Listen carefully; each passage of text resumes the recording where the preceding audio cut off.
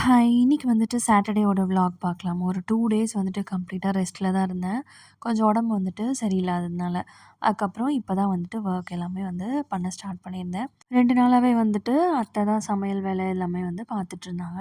So first வந்துட்டு stove எல்லாம் clean பண்ணிட்டு, அதுக்கப்புறமா கவுண்டர் டாப்புமே கிளீன் பண்ணிடலான்னு சொல்லிட்டு அந்த ஒர்க் தான் பார்த்துட்டுருந்தேன். இந்த ஷெல்ஃப் ஃபுல்லாவே வந்துட்டு இந்த 2 வீக்ஸ்ல இவ்ளோ டஸ்ட் ஆயிடுச்சு. ஸோ அது எல்லாமே எடுத்து தொடச்சு கிளீன் பண்ணி வச்சுட்டேன். இந்த ஜன்னல்ல ஒரு ஸ்டாண்ட் வச்சிருந்தேன். அதில தான் வந்து அந்த கரண்டிலாம் போட்டு வச்சிருப்போம், தட்டு எல்லாமே. ஜன்னல், வாசக்கால் எல்லாமே பெயிண்டிங் ஒர்க் போயிட்டுருக்கிறதுனால, அந்த ஸ்டாண்ட் வந்து கழட்டி வச்சிருக்கேன். ஸோ, அதனால அது எல்லாமே கவுண்டர் டாப் மேலேயே வச்சிருக்கேன். அதுக்கப்புறம் எழிலுக்கு வந்துட்டு பால் போட்டு குடுத்துட்டு, சைட் பை சைடு வந்துட்டு எங்களுக்குமே வந்து டீ போட்டாச்சு. இந்த ஒர்க் எல்லாமே முடிச்சுட்டு, குளிச்சுட்டு, அதுக்கப்புறமா அவர் வந்தோனே கடைக்கு போற ஒர்க் இருக்கு.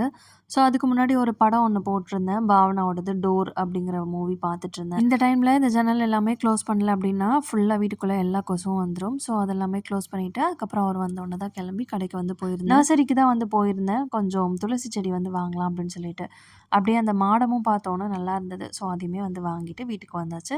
இந்த டீப்பா கிளாஸ் வந்துட்டு உடைஞ்சு ஒரு 1 இயர் கிட்ட அப்படியே தான் இருந்தது. ஸோ, அதுவுமே சேஞ்ச் பண்ண குடுத்துருந்தோமா, அந்த கிளாஸுமே வந்துருச்சு. வாங்கிட்டு வந்து சேஞ்ச் பண்ணியாச்சு. அப்படியே டின்னர் கம்ப்ளீட் பண்ணியாச்சு. இன்னைக்கு டே இப்படி தான் போச்சு.